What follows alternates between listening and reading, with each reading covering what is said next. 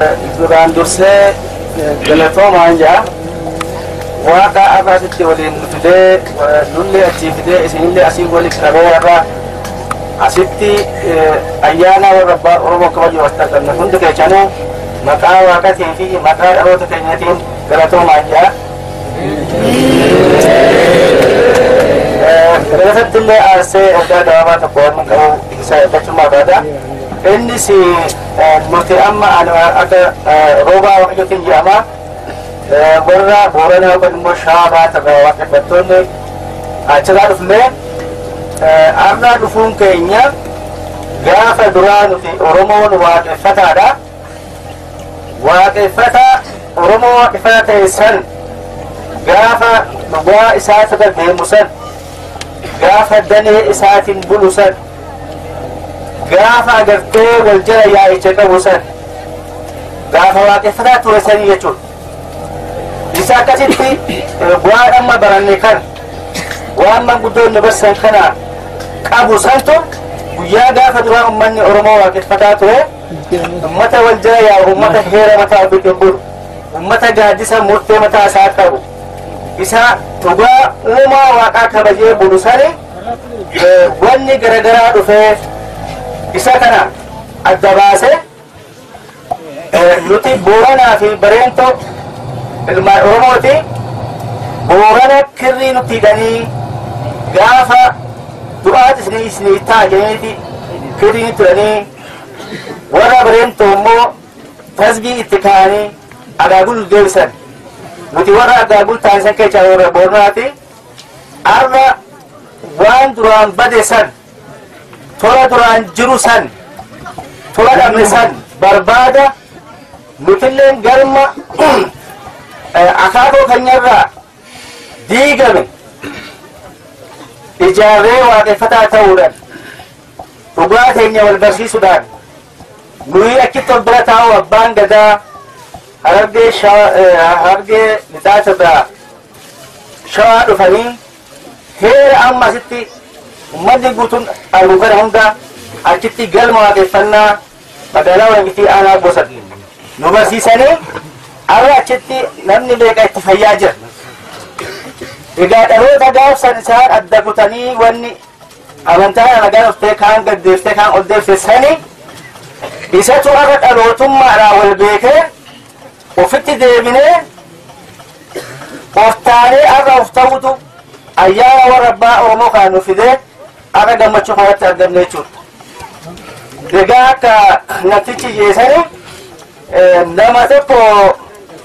jaartiin jiraa duutee moglida yookaan immoo arbaa jedhan afaan kiristaanitti sa'a tokkicha qabaa isa qalii jedhaniin dhalootummaan hinqaruu jeeddide egaa saa kanaa nu qaruu didde egaa waan nuti jedhe galqatu diddeeyi nurraa ka'ii jedhiin hayaa gaajee irraa ka'e egaa biyya biraa galee jireenya yeroo dheeraa egaa jiraatee booda saani sunis dhalee jaartii jiraa duutes fuudhee ilmaan horee gaafa kaan agoo biyyaatti hin deebi'aana deebisii jeen nama ho'itti akka of kennee ture amma gaafa deemu dhaloota isaa kan gaafsan biraa bade yookaan immoo sa'a tokkicha qali jedhiin san inni sa'a tokkicha hin qalu jee biraa deeme sanatti deebi'ee arra taa'anii gaa waan deemee deebi'eef illee arra himaa jechuudha. Egaa ani gaafa duraa akkatti hin bahe amma wanni hin dhufeef immoo saani kiyya karremaatis dhale namni du'es gale anuu keetii si galee jeen. Egaa nutis akkuma sani jaartiin duutallee awwaallisii gaafuma sani sangaan dhalate hore jaartii duute awwaala godhee kan irraa duute fuudhee ilmaan horee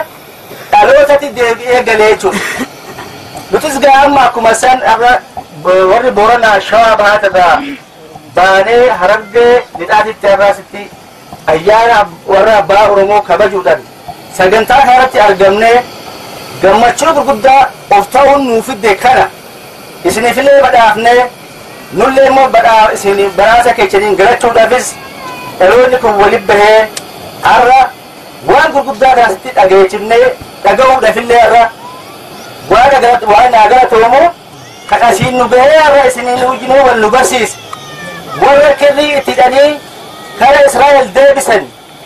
ولا تزني تداني ورا كلا ورا أرى ديبسن تلوتا توكتشا لا فيك كتي ولا أبا تقرأ أمم ولا أتكرر أمم أوروبون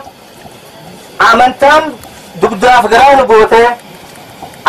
ولا بورانا أو كان ما وراسي كوني أمارا نونجان تام ورا شواتني ولا شوا مود في وراسي الإسلام ينا المال أبا تقوم ولا لا أمرا جريني أم نبي ثارتي نوم مرة بانيتون دعاهم بدوان تيم